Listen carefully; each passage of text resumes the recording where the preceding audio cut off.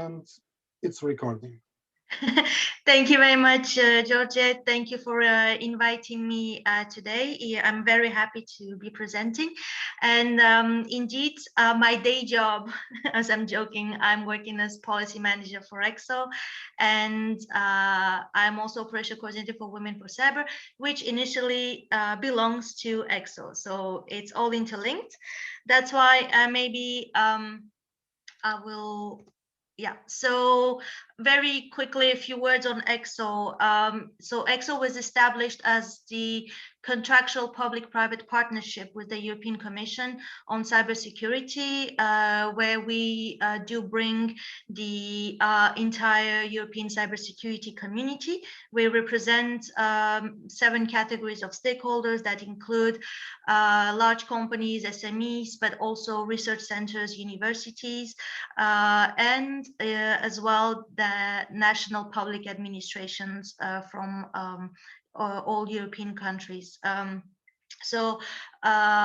of course, besides the providers of solutions, we also work with the users and operators. Currently, ECSO has 255 members as of January 2021, and we are still growing every day, and we are very happy to say that we are the biggest representatives of the European cybersecurity industry. So ECSO has 6 working groups, each one focusing on a specific aspect of cybersecurity. And I am going just to focus on working group 5, which really deals with all topics related to education, training, awareness, and cyber ranges. And this is in the scope of this working group that we came to create Women4Cyber.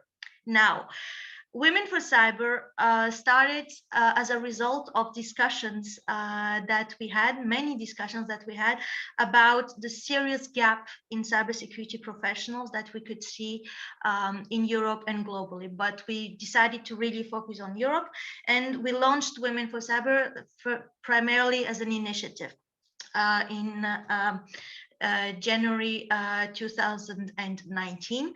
At the time, we gathered around 35 very high-level European female leaders from all sectors, public, private, and academia.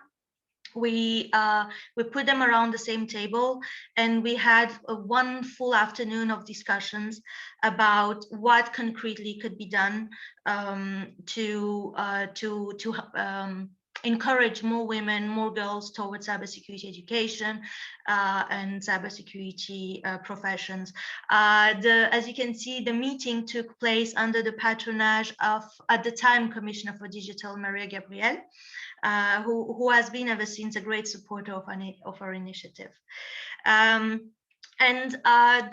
These discussions, they ended up into a full analysis from our part, where we came up with what are now the 2 founding guiding documents of Women4Cyber, the Charter of Objectives, and then the Charter itself that is broken down into the roadmap of actions.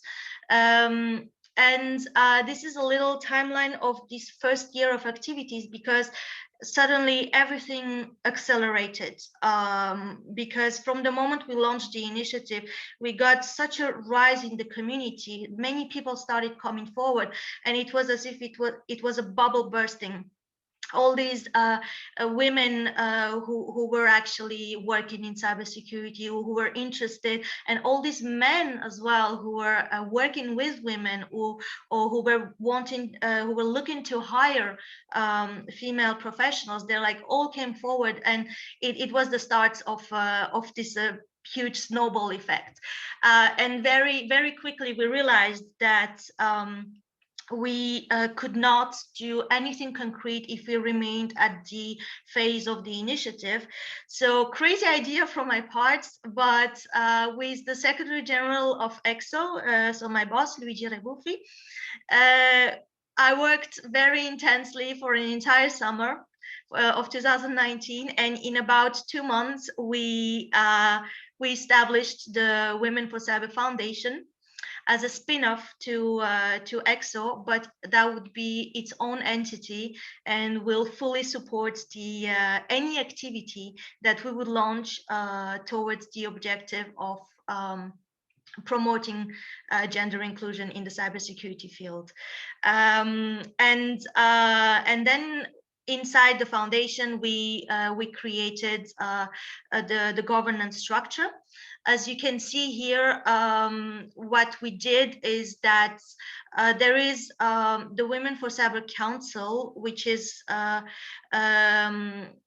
which comprises around 36 high-level European female leaders, and also some men as well in there, but majoritarily women, that acts as the strategic advisory body to the Women4Cyber administration body, which actually all the administrators of the foundation, they're also part of the council, and they take their decisions based on the recommendations from the council.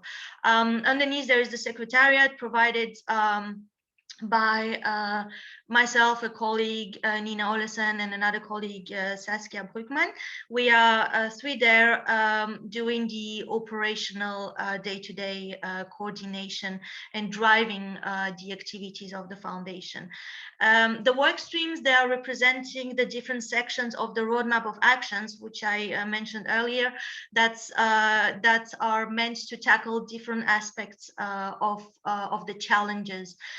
As you can see, Women4Cyber is really trying to be the representative, the umbrella organization across the European continent. So it's like the EU at large, Europe at large, sorry. And we really try to gather the community, and I think we have managed to do it, given the success that we are currently. But of course, from the very beginning, our goal was not to be redundant or to overcome any other pre-existing initiatives, because there were others. However, in our research, when we were looking around before creating the initiative, we actually understood that there were no cyber-specific initiatives in Europe, because they were either at the international level, which was very focused on the US, or at the very local or national level. And even if there were European initiatives, they were not on cyber, but sometimes they were like on AI or like a digital or ICT in general. So nothing specific. And so that's why we decided to do this. And always with the goal of complementarity. We wanted cooperation. We wanted to work hand in hand with all these initiatives, because we had all the same goal. Which was the promotion of a cyber inclusive field. But then again, like even before we started thinking about this, the success of Women4Cyber was such that we actually had stakeholders coming forward, also offering to create national chapters of Women4Cyber, but I'll get back to that a little bit later. So very quickly here, as you can see, these are the names of the administrators for the decision making. And on the Women4Cyber Council, as I mentioned, it's the advisory body that meets twice a year, and just discusses about the activities of the past 6 months of Women4Cyber, and then the strategic activities to come for the next 6 months, and it advises the administrators and helps them on their decision-making process. Now, so as a foundation, of course, I had to put this slide. We work exclusively on the basis of donations, and actually the secretariat that's provided by ECSO, because ECSO is the founder of Women4Cyber, so there is an understanding between the two entities. But yeah, and the foundation itself acts as exclusively non-for-profit. So any donation received is entirely used for the activities and the actions that we implement towards our goals. However, one thing that's quite interesting, I would say, is that the foundation accepts both financial donations and also in-kind donations. This is stemming from the rationale that not many companies can have the finances. We're thinking about SMEs, for example, to donate money, but they still are interested and they still want to support the initiative because they like it and they join their idea and they support us in our ethics.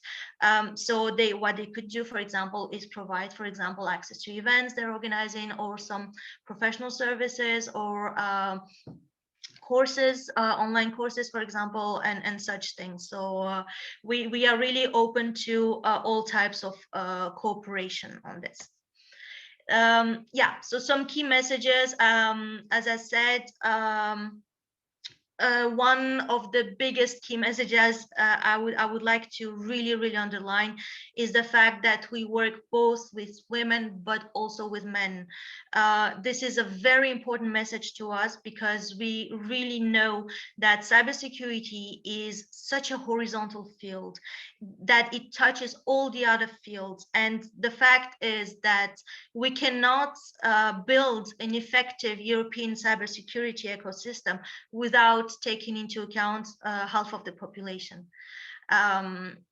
As I'm used to say, cyber attacks know no borders, no gender. So why shouldn't cyber protection be the same? And that's why we always also encourage men to come forward to share about their experience in working with women, and also to promote this mentality of open-mindedness. And then the second biggest message from us is that you do not necessarily need the technical skills to work in cybersecurity, because cyber is such a huge field. It has such a big scope that there is a variety of positions that are open there that also necessitate soft skills in terms of management, in terms of diplomacy and such. So these are like very dear messages to us. Now, some of the achievements, yes. So the first year we were created, like barely a month in, we received the Cybersecurity Nordic Award, which could be actually considered as our very first donation, because the award came with an amount of 25K, and we received the diploma, and our Secretary General Luigi Rebuffi was there to accept it because it took place in Finland, and we were very proud because by then we were already doing some activities campaigning towards gender inclusion. And then later on, of course, we joined, for example, the Paris Call for Trust, because after quick consideration, the principles of the Paris Call were also in line of our roadmap of action. And one of the earliest activities was one of our council members, Domitilla Benini, who donated a scholarship to Luis University, to a student in there to encourage them towards education. So, and it took place under the Women4Cyber umbrella. So we were very happy about this. Now, concretely, in terms of achievements, we have had an ongoing collaboration with the European Commission's DG Connect, especially in building the Women4Cyber Registry of Experts. This was a very important project for us because for the first time, we had one platform that would gather all these European female experts in cybersecurity from all domains, all expertise types, in all fields inside cybersecurity, gathered in one place, meaning that it could be helpful even like for project managers, for event organizers to actually look up and never have the excuse again of saying, yeah, but there are not any female experts, so we couldn't find them, and so we got an exclusively male panel. That excuse doesn't stand anymore in this age and time. Yeah, so to date we have like 208 experts registered. The platform, the registration is for free, and you choose whatever you want to write in your profile. And we are currently working with the European Commission right now in improving the platform in some features, and there will be an announcement from our part on the 8th of March, or the week of the 8th of March, so keep your eyes open on this. But when we launched the registry, it was actually supported at the highest political level in the European Commission, as you can see by Vice Presidents Vestager and Skinas and Commissioner Breton. So it was like a great achievement for us. So another activity that we did, and that was like one of the very first ones, it's the role model campaign, where we would actually create small videos / GIFs, if you would say, with 3 questions, and some of our council members that are the ambassadors of the initiative would reply to the 3 questions that you can see on the slide. And this was actually the first phase of a bigger project that we had in mind, and I'm happy to say that we're actually in the second phase of the project, which is the creation of a book of women in cybersecurity in Europe. So because we use the role model campaign to create the buzz, to create the visibility, to attract attention, and then we launched a contest through our so where we encouraged women to apply, or other people to nominate women they thought should feature in a book. So featuring all these female talents that we have in Europe in cybersecurity. So we are now past the selection process. And initially, we thought it would be the book of 100 women in cybersecurity in Europe. Hence the visual you can see. I am sorry to say, or I'm happy to say, that actually we couldn't stop ourselves to 100 people, but we have something like 130. So we definitely need to rework the title here. And we are currently in the process of contacting the selected women to complete the information. And we are working on creating the book. So it should be hopefully launched in the coming few months. So it will be also a huge deliverable. So again, stay tuned for this. This is something, one of our other activities that we have launched in November last year. It's basically a masterclass series. They're totally free, open to anyone interested. Usually we organize them on Friday afternoons to make it a more flexible, relaxed format. And for the moment, we do 1 per month, so as not to overcrowd our social media, because we're quite active with many things, and also to give time for people to register to these masterclasses. We give the role model the flexibility of choosing the topic they want to talk about or they want to teach about, and it's 1 hour and a half, and it's always very fun. And all of them, I've been moderating these masterclasses, and all of them have been different from each other. There is not one that looked the same, and it's always very interesting to hear. So we started with Christine Skopke on how to succeed in cybersecurity without technical skills. Then Annette Madinator gave a masterclass. She's the president of the Women4Cyber Foundation. Now we had the 3rd one in January with Elena Santiago Cid. She's vice president at Women4Cyber Foundation and also Director General of Sensenelec. So it attracted quite a few people because many people are interested in, of course, in standardization and certification activities. So there you go. And then the next one is actually tomorrow. So you still have time to register. So happy to share the slides afterwards with Georgia, who can circulate them. There is the registration link in there, or you can check our social media. You will find it. It will be done, given by Raina Stamboliska. I'm sure she's quite known. Many people know and or have heard of her, but it promises to be quite a very interesting masterclass tomorrow. Now, very quickly, because I'm aware that time is running short.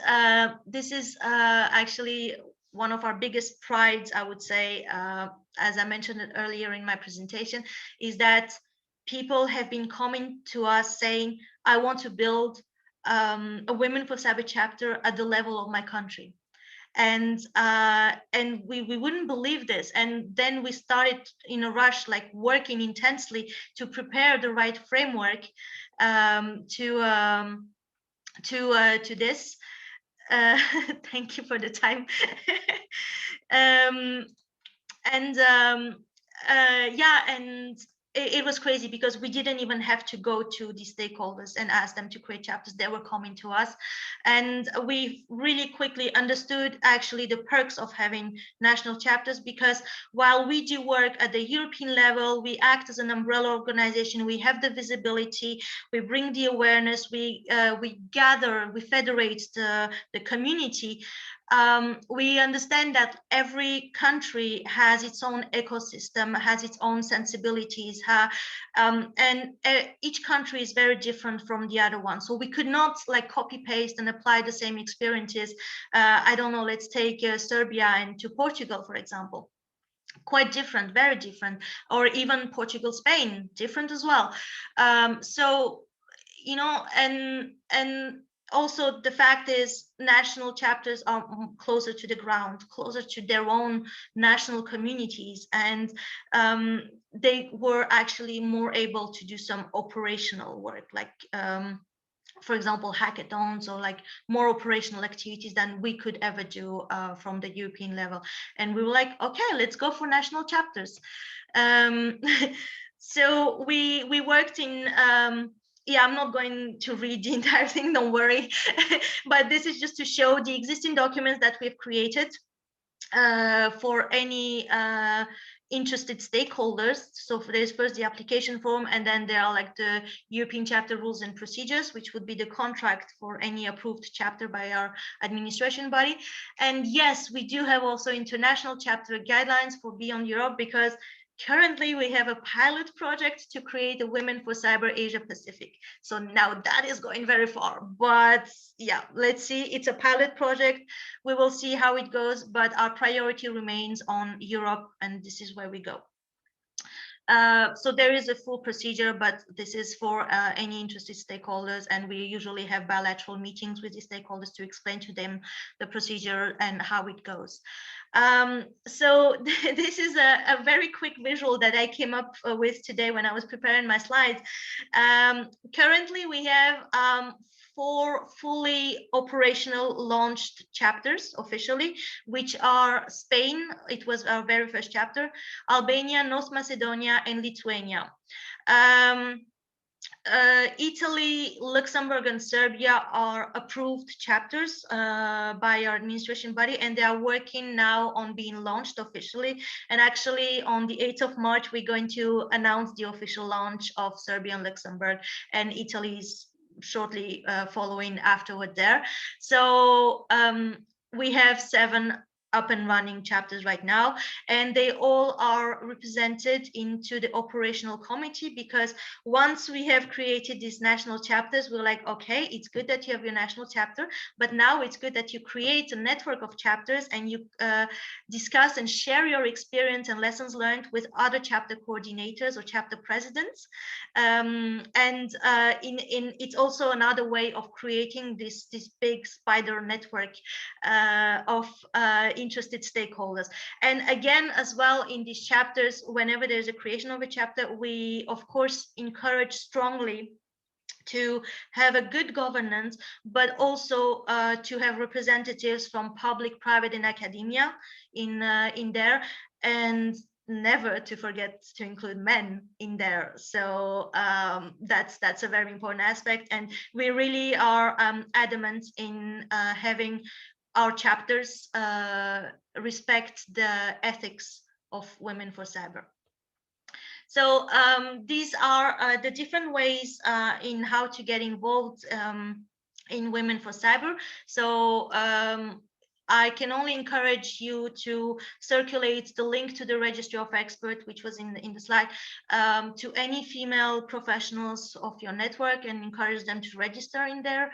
The platform is supported by the European Commission, so like it's like very secure. So there's you can choose also to have a look at our roadmap of actions, and to pick an action and decide to apply it at your own level, in your own company, or however, anything, and then you can get back to us to discuss about this. Of course, the creation of the national chapters as well in there, or you can simply just send us an email and ask to register to our newsletter. We're trying to send a newsletter on a semi-regular basis. And there's always quite a lot to say because things are moving forward very, very fast. And yeah, so finally, we are everywhere on social media, as you can see. Our biggest pride is the Women4Cyber LinkedIn discussion group that has over 2,800 members in there. Our official foundation page on LinkedIn is very quickly catching up as well in terms of numbers. I think we're like already at 2,800 as well. Recently, we joined Instagram to reach out to a younger community because it's really important to us as well to reach out to university students or even more junior to encourage them towards cybersecurity related education. And yeah, Twitter and our websites, and of course our contact. So I will stop here and happy to take any questions you might have. Thank you.